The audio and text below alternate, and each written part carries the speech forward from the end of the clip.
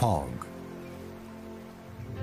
It hides the northern Pacific coast of Canada for most of the year.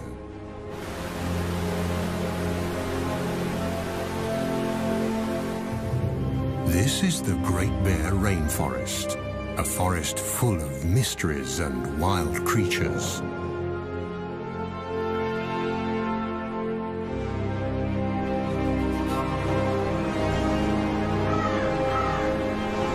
And it's one of those wild creatures, the rarest of them all, that we are looking for.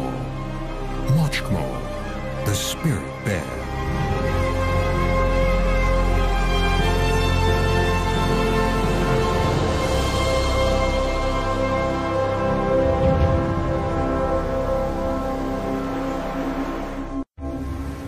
There are no roads in the Great Bear Rainforest.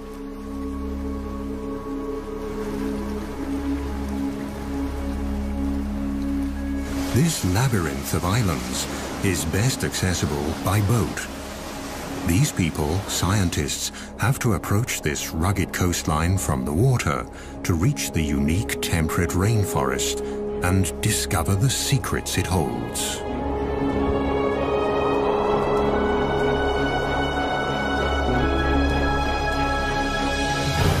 Few regions on our planet produce as much biomass as this rainforest.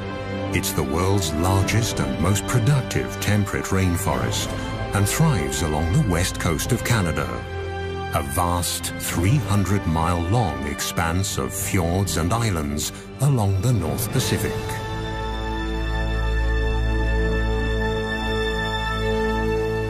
Since time immemorial, these islands and forests have been home to Tsimshian nations of the Gitga'at community.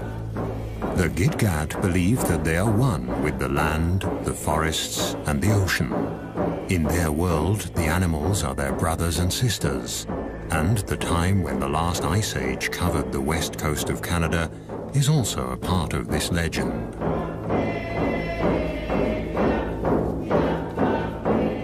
Raven, the creator, wanted to leave a memento of the Ice Age, and so he decided that every 10th bear should have white fur.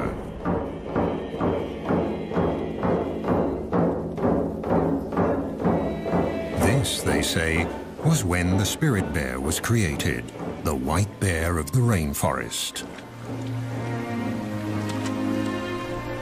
To this day, these bears live deep in the forests, on the islands and along the wild rivers of the northern British Columbia coast. Only very few people have been lucky enough to catch sight of one.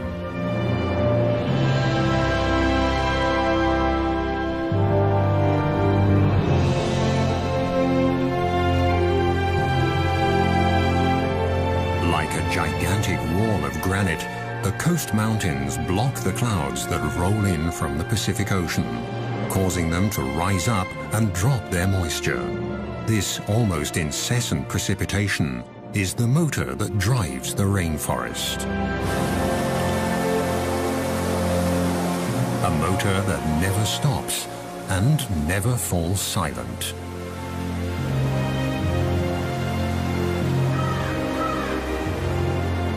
Everything in the rainforest, the rocks, the living and dead trees, are covered with a thick growth of mosses that have an important task. They hold the moisture in. In this way, they keep the forest humid and cool and stabilize living conditions for all animals. In the temperate rainforests of the north, biomass doesn't decay as quickly as in tropical rainforests. The destructive organisms here are slow and need a lot more time to do their work. Yet this rainforest is more productive than those in the tropics.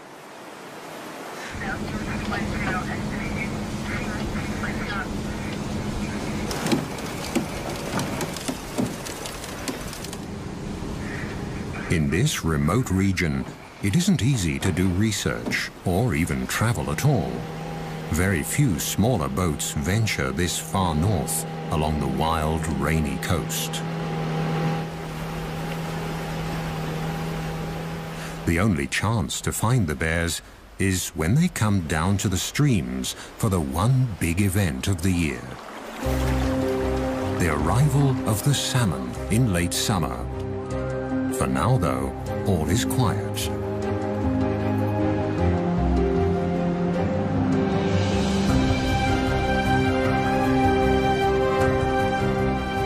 Is this the quiet before the storm?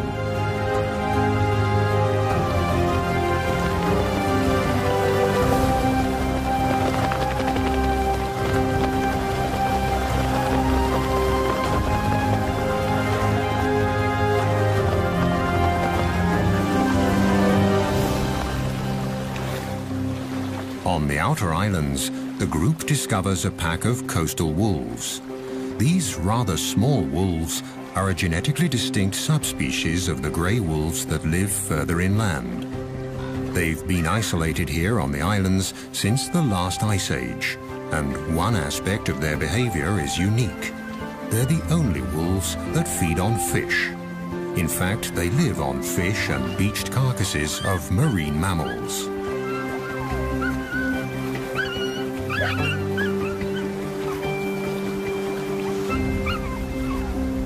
Food that also attracts other hungry visitors.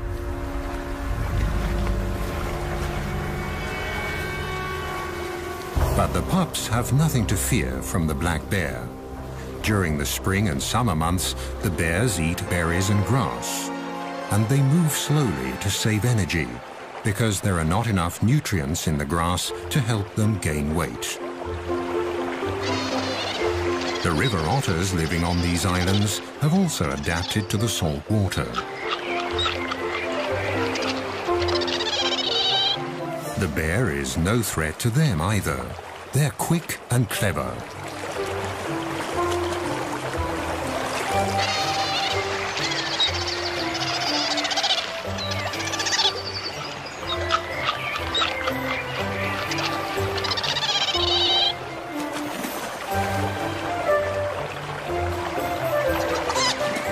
The intertidal zone is their buffet.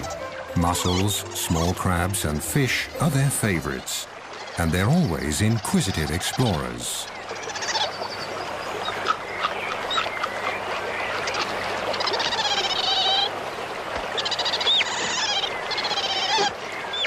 The ravens, the heralds of the rainforest, announce a visitor.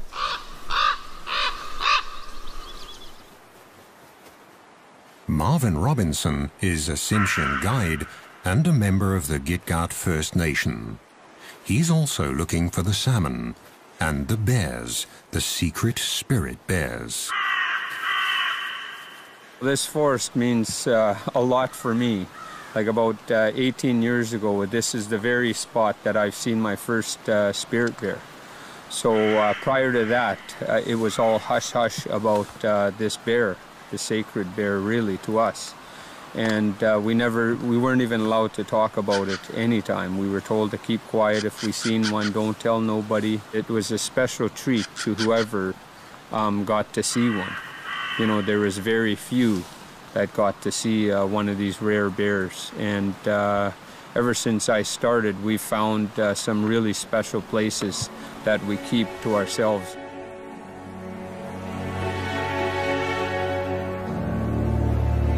And indeed, the places here are special.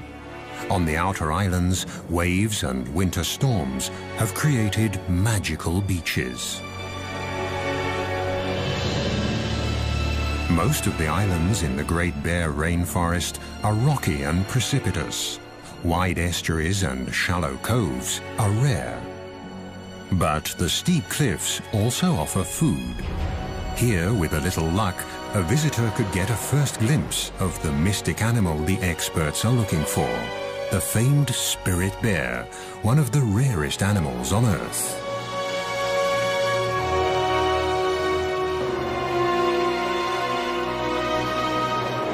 The bear's prey is glued to the rocks in the intertidal zone. Barnacles grow in the cold waters of the North Pacific, and at high tide, when they're covered with water, they look almost like animals from another world.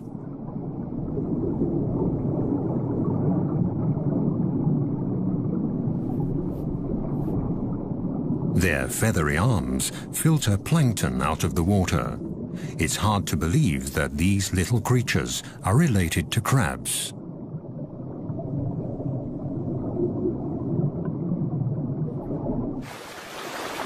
This bear's barnacle hunting shows again how important the ocean is for the nourishment of the forest dwellers.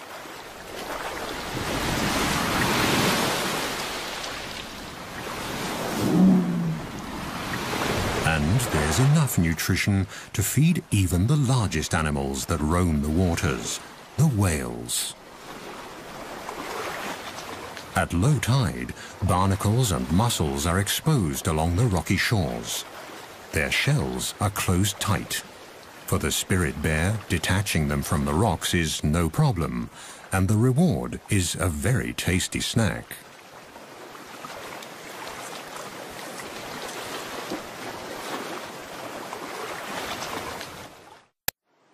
Some of the oldest and largest trees in Canada grow here. The giant Sitka spruce, the ancient yellow and red cedars, and the hemlock, trees that need the cool, the fog, and the rain. They are the foundation of the temperate rainforest.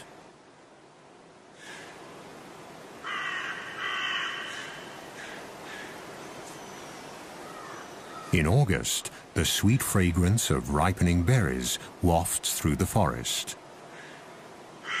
Bright red huckleberries, elderberries, salal and blueberries, and many others grow in abundance.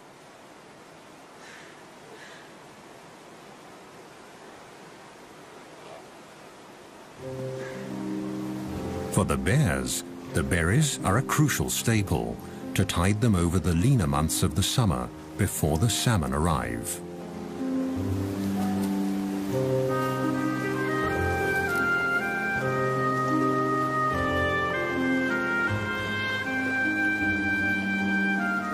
The spirit or Kermode bears are not albinos, but white black bears, a mutation that probably dates back to the last ice age. And between the rocks and the trees, white is a good camouflage.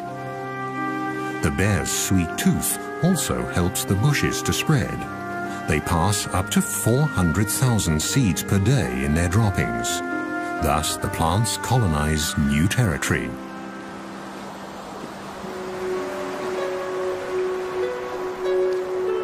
In the temperate rainforest, fog can cover the land in a grey veil within minutes. And it can plunge a sunny landscape into deep gloom. Along the mainland coast, the islands of the Great Bear Rainforest lie close together. At high tide, millions of gallons of nutrient-rich salt water rush inland through the narrow channels to flow back out at low tide, thus linking the ocean and the land. The currents sweep along everything in their path, creating a rich broth full of life.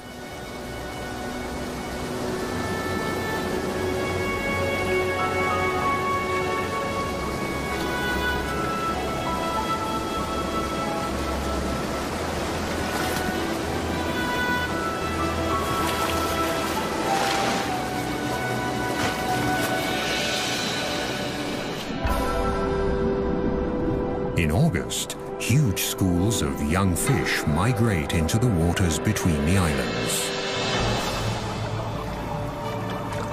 Close behind the fish are the humpback whales. They throw nets of air bubbles to trap their prey.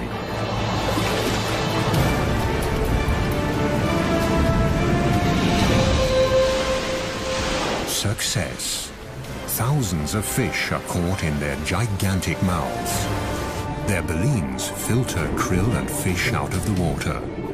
Again and again, the whales will feed for days. But Mother Nature is prepared and sends a constant stream of fish north along the coast and into the archipelago of the Great Bear Rainforest. They all get their share, large and small, young and old. This is the land of milk and honey, the Galapagos of the north. The productive zone extends far below the water. The species here are not as numerous and varied as in a tropical coral reef, but the vibrant colors and the sheer size of the underwater organisms can easily measure up to the tropics. Deeper down, among colorful mollusks and cold water corals, the ocean harbors another secret of this region, a life form from the age of the dinosaurs, a glass sponge. The intricate and beautiful structures of this 300-million-year-old organism are made of glass and very fragile. The rivers and streams of the Great Bear Rainforest wash sediment into the ocean constantly, and the nutrients slowly sink down and feed the coral. Its red branches that can thrive in this 6-degree cold water are the perfect hideout for small crabs and fish.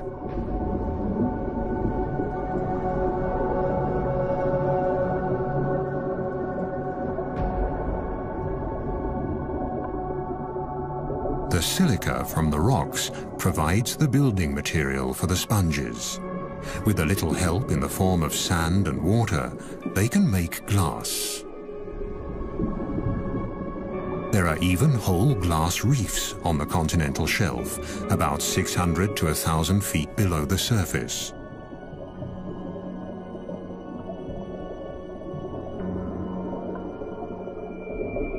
These ancient organisms build complete reefs, powered by nutrients and runoff from the rainforest. High above the reefs, a female humpback is playing with her calf. Thanks to the rich feeding grounds, the little one is growing fast. In a few months, when they leave the cold waters and head south, they'll need all their strength.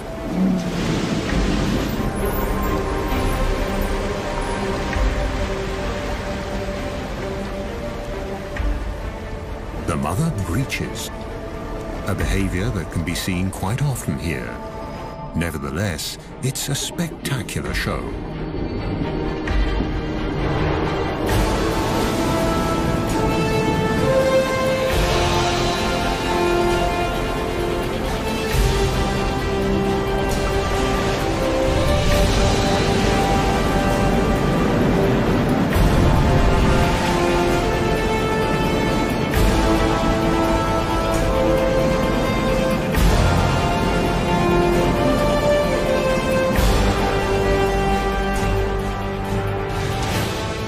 It's the beginning of September, and the fish run that all the animals here are anxiously waiting for is approaching.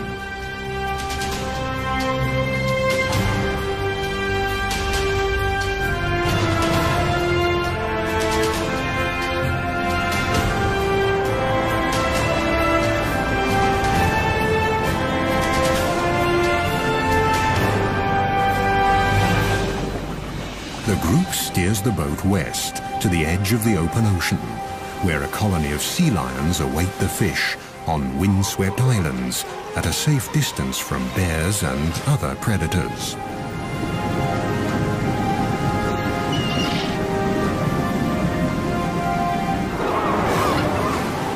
The Steller sea lions are the largest of the eared seals. They're an endangered species that lives on the rugged outermost islands along the Pacific coast.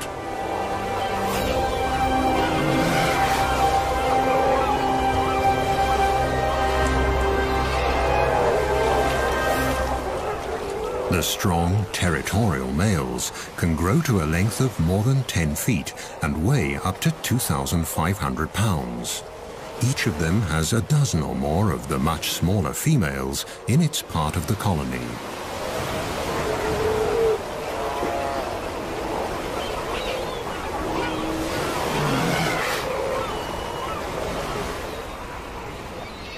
Since the 1970s, their numbers have plummeted, and scientists have yet to find out why. Overfishing of the Gulf of Alaska could be one of the reasons.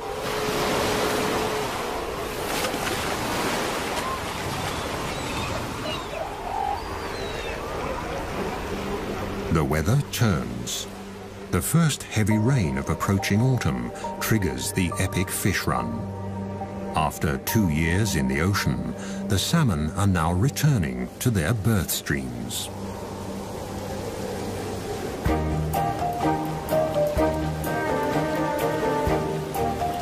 Are the fish here yet?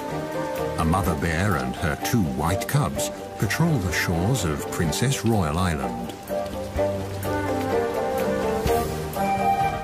Here, 1 in 10 black bears is white. The white fur color is passed on through a double recessive gene. White cubs will only be born if both parents carry that gene. And bears with black fur can also carry the spirit bear gene.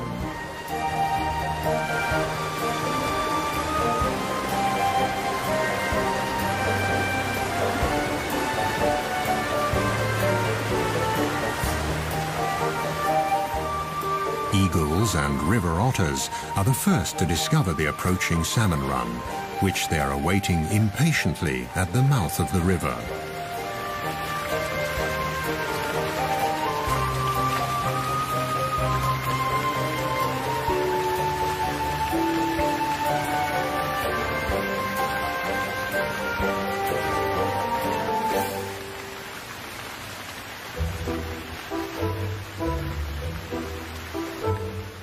Further upriver, a black bear mother checks the water level. It's still too low for the salmon to come. This little bear will see the salmon run for the first time in his life.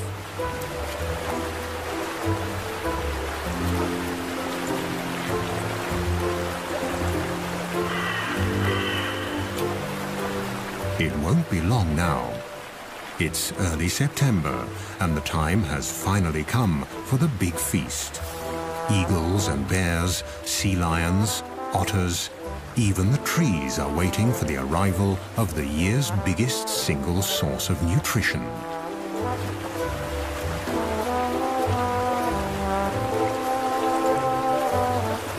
And the big feast will also complete the yearly cycle.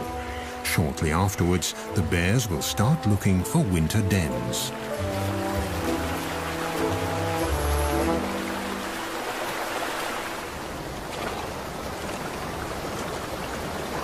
Bear tracker Marvin Robinson is hopeful. The rivers are rising. He's checking for clues on the islands as well as on the mainland.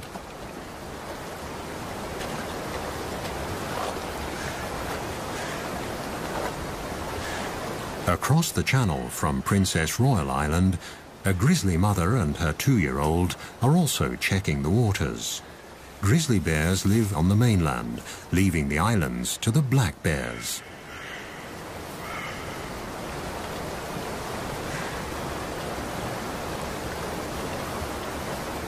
Grizzlies usually live higher up in the mountains, but for the salmon, even they descend to the estuaries along the coast. Marvin is concerned. The rains came late. He hopes the salmon run won't be affected.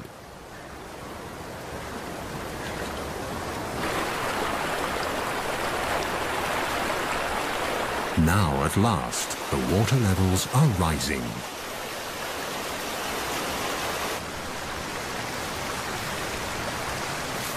The grizzlies use the waiting time to stock up on sugar, trying to pull the last crab apples off the trees along the riverbanks.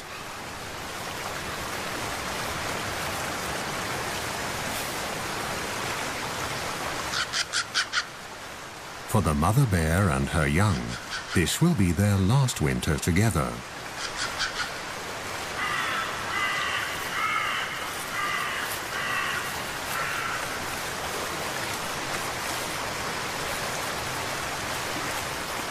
If she can fatten up enough for the winter, she'll have a new cub next spring. But if the salmon run isn't good enough, she'll reabsorb the already incubated egg in her womb during hibernation. Still no salmon, but now the autumn rains have really picked up. this region gets an incredible 4,500 millimeters of precipitation per year. That's 4 times the rainfall of a wet city like Vancouver, further south along the coast. This is a true rainforest. Autumn has arrived, and the first geese are migrating.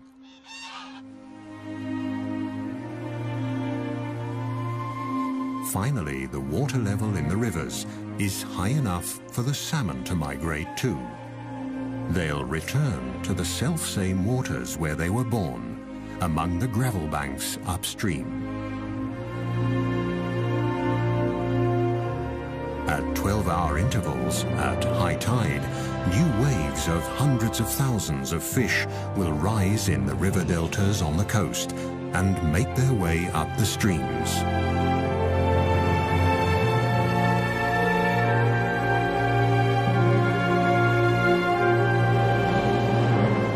The clear waters of the wild streams along the northern coast of British Columbia are the habitat the salmon need to reproduce.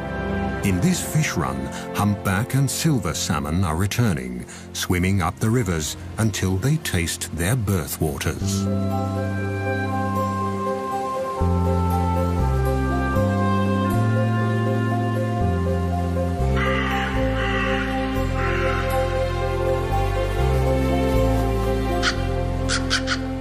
They're here. The ravens, the heralds of the forests, spread the news. It takes stamina and blind determination for the fish to get to where they have to go. It's now or never. This is their only chance to reproduce. But the predators are already lining up. From the seagulls to the otters, they all want their share. For the animals of the Great Bear Rainforest, the waiting is finally over. Now it's time for fish and caviar.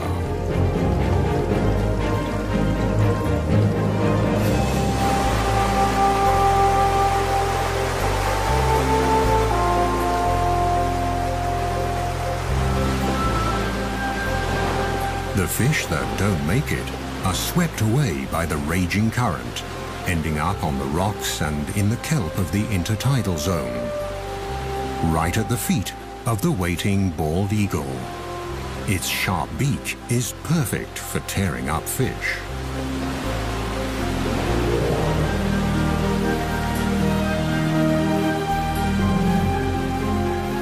The gulls will get their fair share. But here on the Rain Coast, the bald eagle is the true king of the skies. On the verge of extinction only a few decades ago, these magnificent birds have made an amazing comeback.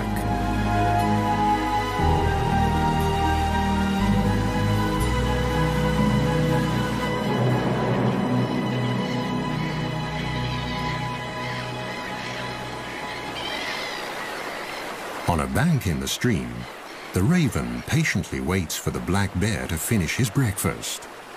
Without the bear, he wouldn't be able to get to the food. The skin of the fish is simply too thick.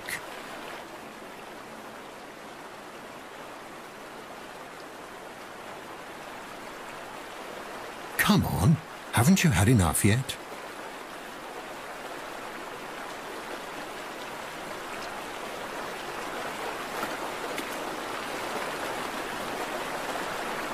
One salmon that never fulfilled his reproductive destiny. He died on the home straight. The coastal wolves are also joining in the feast. The estuaries are now full of fish.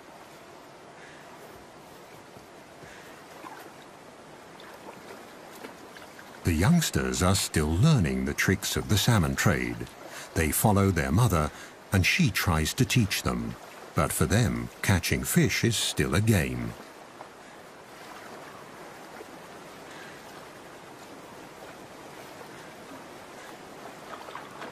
In the shallow tide pools, it's easy to see and grab the salmon, which are tired, in fact almost exhausted from their long journey.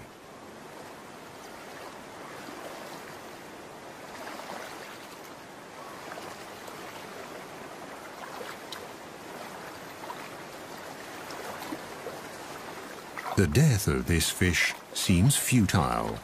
There are so many of them, easy prey for the hunters.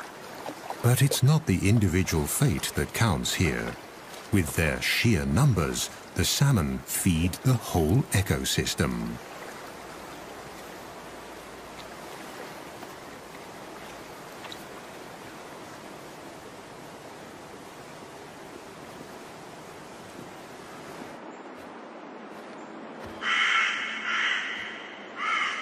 Further back in the forest, Marvin often finds leftovers. Sometimes the wolves carry the fish deep into the woods. The wolves don't consume the whole salmon. They only eat the brain.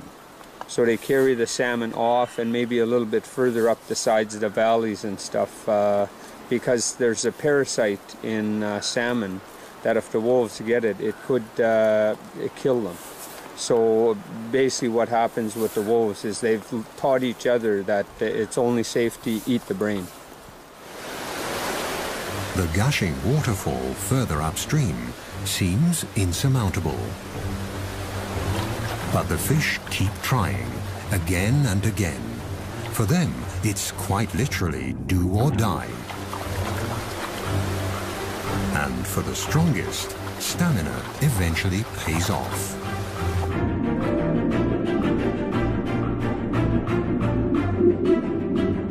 This salmon was born here 3 years ago. Now it has returned to its birthplace to spawn, in perfect sync with all the others of its generation.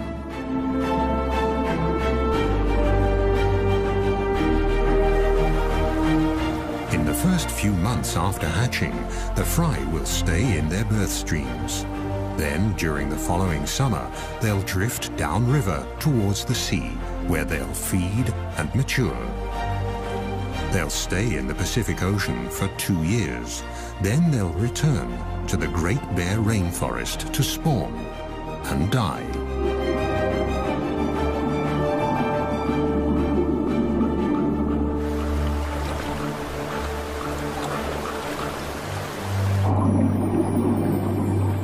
In a rush of hormones and wild abandon, the fish become oblivious to their surroundings and their predators.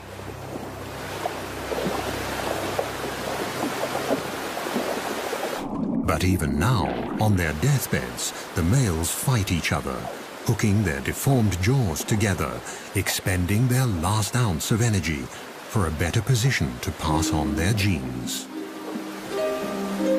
The unique cycle of life in the temperate rainforest will be completed once again, as it has been every year since time immemorial. The gulls and all the other animals of the coast are the lucky beneficiaries.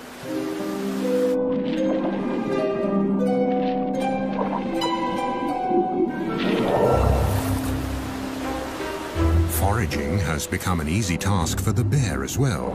The fish are in a daze, without much perception of their surroundings. They'll only react when the paw almost touches them. And jump is not an option anyway.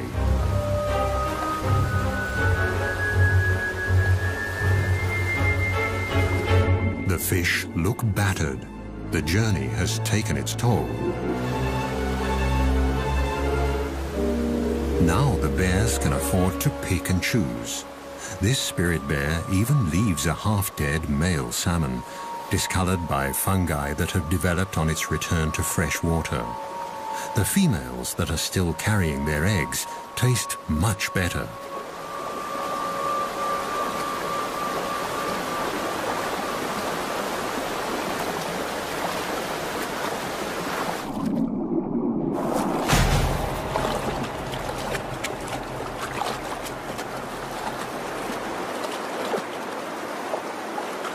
During the 10 days of this salmon run, every bear and every wolf will each carry about 1,600 fish off into the woods.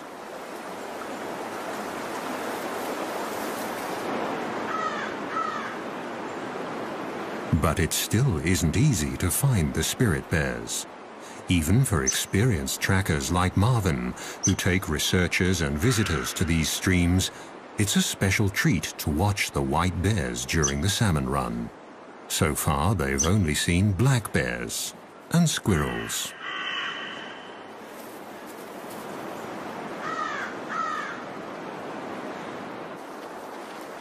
But they can watch various other animals and their behavior during the run.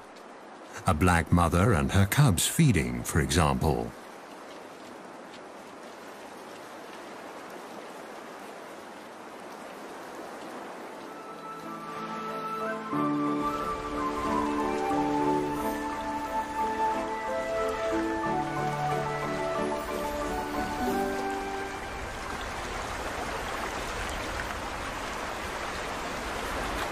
Let's see how to get to the fish. In the crystal clear water, they're easy to see, and they seem tired enough, so they should be easy prey.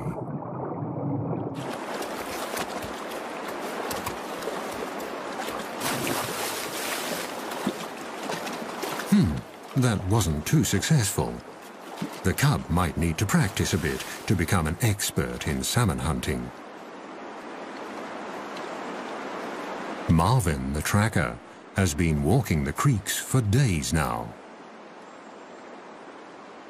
Then, suddenly, there it is, Mochkmo, the prodigious spirit bear, one of the rarest animals on Earth, and one of Mother Nature's miracles, right in front of his eyes.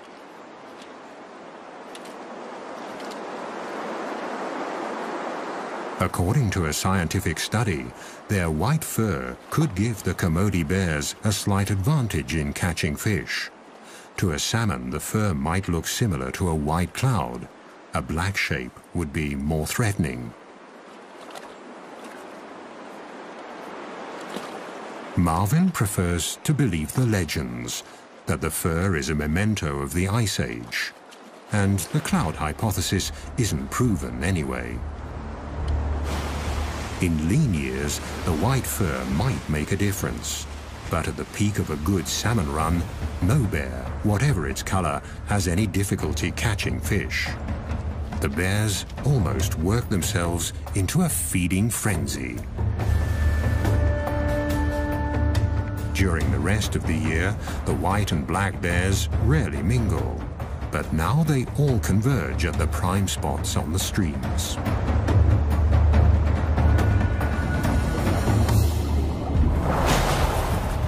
Overall, the black bears seem more aggressive and wilder than their white cousins. But they're also more wary. Could it be because, unlike the white bears, they've been hunted before? But wary or not, all the bears have to come to the streams. They have to store fat for hibernation.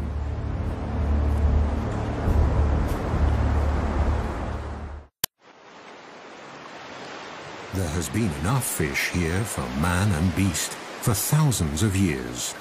For the Great Bear Rainforest, it's a matter of survival.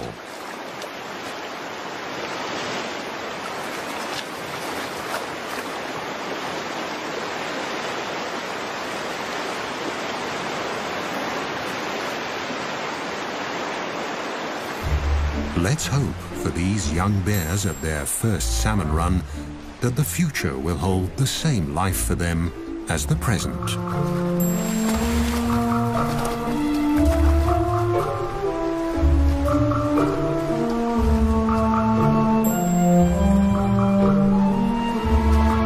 According to native law, the black bears discriminate against their white siblings.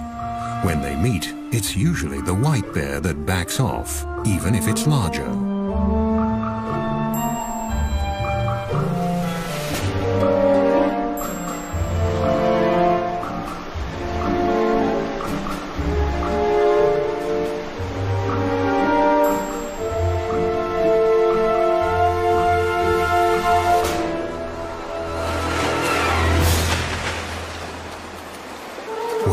One last fish for the road should be all right. There are so many of them. But the envious competitor is watching, and so the spirit bear withdraws.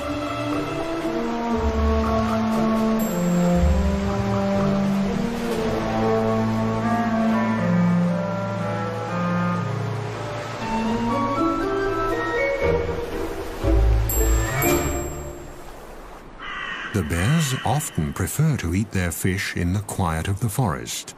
They use day beds in hollow tree trunks or small caves under roots where they rest and digest. Maggots, bugs, and many microorganisms help the process of decay and decomposition.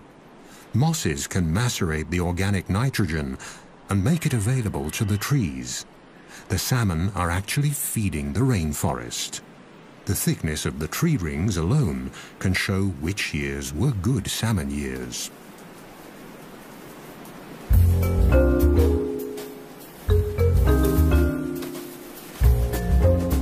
Just a few weeks later, autumn sets in. The salmon run is over, but the forest and its animals have gathered crucial reserves and strength for the winter. Now it's time for some of the smaller ones to stash away seeds and other winter provisions.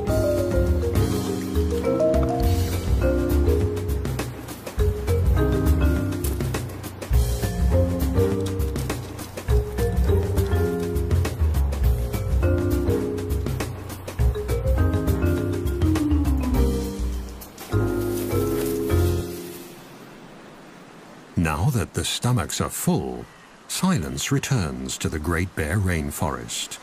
Herons and ravens take care of the leftovers of the feast. The remainder decays in or along the streams and is scavenged by the ever-present ravens. Whatever's left is swept into the ocean and becomes fertilizer, feeding the krill there. Nature almost seems wasteful, but this brief overabundance has a deeper purpose. The carcasses pass nutrients on into the water. This is their last gift to a new generation of salmon. Thus, the end of one fish run lays the foundation for the next. The parents make the ultimate sacrifice for the sake of their offspring. This cycle, already many thousands of years old, is the motor that drives the entire ecosystem of the temperate rainforest along Canada's northern Pacific coast. But it's not just the motor that makes a system function. Only if all the individual parts are in place and in the right place will the rare and special life forms along this coast survive. This is the insight the experts have come to on their way back from the expedition.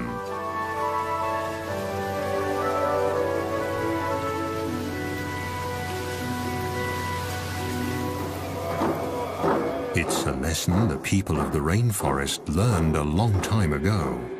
Their songs and icons tell of all the creatures of the forest and the ocean. But the spirit bear is the one special animal, the iconic species, that symbolizes the spirit of the rainforest.